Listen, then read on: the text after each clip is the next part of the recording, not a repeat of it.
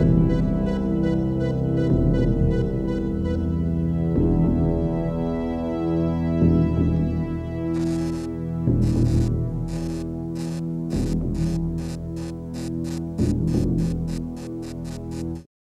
there guys, this is Sam and Justin at the Survival Review, and today is Halloween. Oh yeah. Which means that we are going to continue our tradition of talking about a John Carpenter movie. We've mostly stuck to this tradition over the years.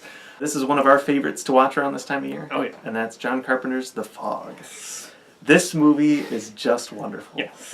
And it has that perfect Halloween vibe to it. Even though it has nothing to do with Halloween. It doesn't take place in the fall either. No, it takes place in mid-April. Yeah. But it has such a perfect vibe for Halloween. This movie very much feels like the movie Halloween, just in a different setting. Yeah, because this was his follow-up to Halloween, the first movie he did after it, or first theatrical movie he did after it. Yeah. And again, it's just straight up, it's like Halloween with ghost pirates, basically. It has a very similar cast to Halloween, and just a really similar tone as well. John Carpenter obviously does the score to this movie as well, and it has a very similar feeling. Oh, yeah. It's a little more subtle, I'd say, than Halloween, but it's still just that eeriness that really gets under your skin. This movie just feels like an old-fashioned horror story, especially because the opening scene is just an old man telling his kids around a campfire this old story. And it's just such a great way to open a movie like this, because you have this creepy sailor dude telling this story, and it's like, it's 11:55. Just enough time to tell one more story before midnight. God, it was a fire burning on the shore, strong enough to penetrate the swirling mist. He steered a course toward the light. That leads us into the main plot of the film, which takes place in Antonio Bay, who's celebrating their 100th anniversary. And everybody's just getting ready. It's going to be a huge festival at night. And you have a big cast of characters. This is really an ensemble movie. Yes, definitely. You have the main female lead, even though she doesn't interact with any of the cast members. It's Adrienne Barbeau's character, who's this radio DJ. She spends her entire time in the radio station in this big lighthouse. Yeah, all her interactions with the cast are purely through the radio, either trying to warn people or talking to people over the phone. She's a really interesting character because she can't leave her place, because if she leaves this lighthouse, she's going to be in the fog and get killed by ghost pirates. The only other character she interacts with is her son. She has a little kid who also plays a big part in the movie. And also the other cast includes Janet Leigh as the person in charge of the big town festival at the end. She's just trying to get everything together. She's all stressed out and everything.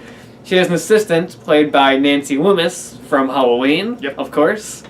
And then also you have the priest played by Hal Holbrook, who's just this old, drunk priest. Yeah.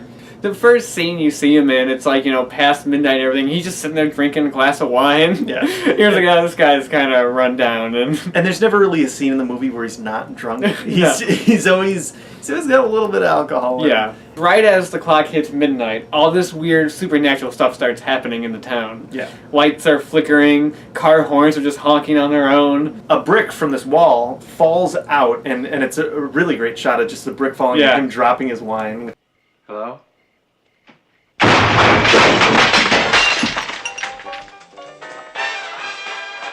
And he notices in the hole where this brick fell out, there's a book. And he reaches out and grabs the book, and it's a journal from his great-grandfather, who was a priest in the church 100 years before him. Before we get to that, the other characters in the movie, you have Tom Atkins, who's just this, run-of-the-mill guy, just making a living out there on the boats and everything. Yes. And he's driving along, and this hitchhiker comes in, played by Jamie Lee Curtis.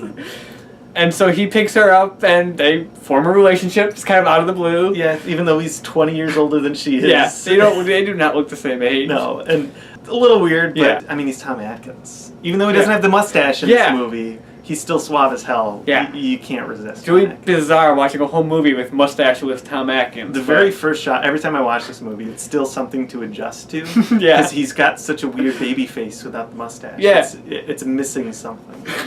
Now then we find out that the journal that the priest found... So the priest's grandfather, among 5 other men, so there were 6 of them, and that's important, they were the ones that killed these ghost pirates. Well, they weren't ghost pirates at the time, but they're the ones that killed these guys and stole their gold in order to help build the church and build the town. And so this entire town is founded on death. and found it on this curse that's put on it. And so now the ghost pirates are back after 100 years to get revenge and try to kill 6 people. Yeah. And so basically it's just all these characters just coming together trying to survive this fog, because that's what the pirates are coming in through. They're coming in through the fog. Yes. Fog is taking out everything. There's generators. If the fog comes in, you're screwed. Yeah. And so just these characters just banding together to fight off this fog and these pirates and survive. Yeah. So what works great about this movie is the cast. The cast is wonderful. I mean, I'm a little bit biased towards it because I just love Halloween. I love, like, the 80s era, like John Carpenter and all those people. So I love seeing all these people from Halloween back in this movie. It's just so great. Yeah. Another thing that works really, really great in this movie is just the tension. Yes. And that's obviously what works great in Halloween as well. Mm-hmm. The tension of the fog coming in, both in the scenes where you see the disc jockey looking out and seeing the fog rolling in, but like specific scenes that come to mind for me are when her son is trapped in the house with the babysitter, and the fog is coming in and the mom knows that it's coming in and she's trying to warn him. Please, my son is trapped. 887 White Beach Lane. And Tom Atkins' character is racing because he can hear her on the radio, and it's just so intense because you're like, this kid is dead. The pirates are knocking down the door. Yeah. And it's just freaky. Yeah, all the scenes with the pirates are great. It's straight out of a scary story in the fact that the pirates have no, like, definitive features. They're all basically in silhouette the entire movie. Yeah, you never get a good look at them, which is perfect. It really helps keep them mysterious and just scary. It just makes it feel like an old ghost story, basically. Just these creepy silhouetted pirates with, like, hooks on their hands just attacking people. It's so great. Yeah. And this movie is also, even though there's some violent scenes in there, that are actually added in to make the movie a bit more intense. But the movie's not gory. No, not at all. It's kind of similar to Halloween in that way. It's a bit more violent than Halloween, but there's really no blood or gore at all in this film. No, not really. I don't know, there's certain little images that always stick with me, or certain things, like just the fact that the pirates are very polite. They always knock. Yeah. Every time there's a scene where the pirates are going to be coming into a room and they're knocking and you just see their silhouette or you see the fog coming in from under the door, it's like blood curdling. Yeah, there's this great little kind of like subplot with this weatherman. Who's played by the sheriff from Halloween. Yeah. Who kind of has a thing for the radio DJ. He's always calling her up and stuff, and they're always talking to each other. And there's a scene where he's in his station, fog starts rolling up and you start hearing the knock on the door. And it's like, you feel the tension to that. And the disc jockey's like warning him over the phone, don't open the door. Dan, stay away from the door. Dan! He's kind of scared, but he's like, oh, it's just a prank. Yeah, it's somebody drunk. Yeah. And you can figure out what happens from there.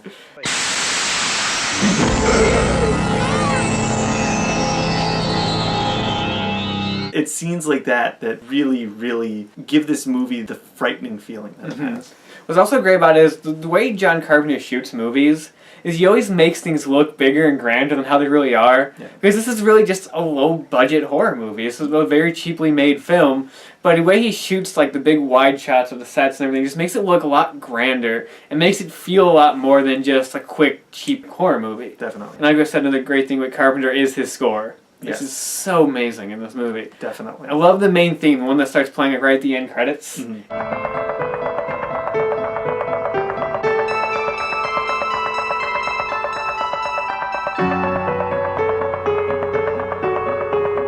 It's just wonderful. And the great synthesizer score where it's building up tension and like all those scenes.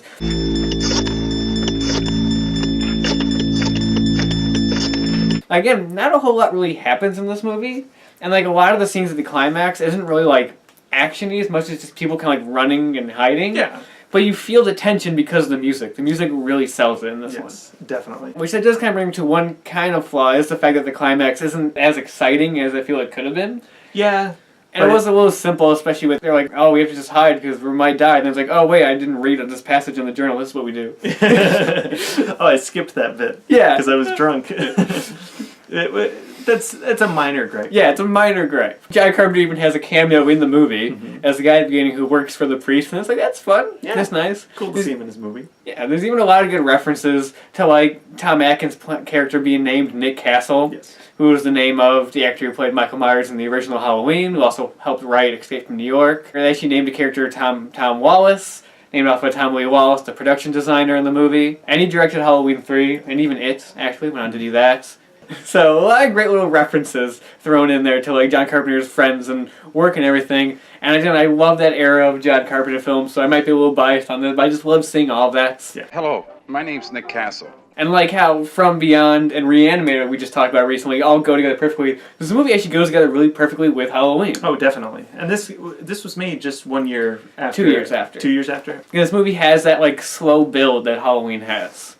And I do find it funny that they do have Jamie Lee Curtis doing the typical Jamie Lee Curtis horror movie stuff in this movie. She's just the scream queen. Yeah, there's a great eerie scene where there's this boat that was out on the ocean, of course, when the fog bank first came in, which has one of the greatest shots in the movie where they're standing outside and you just see like the pirate ship come by in the fog. I love that shot.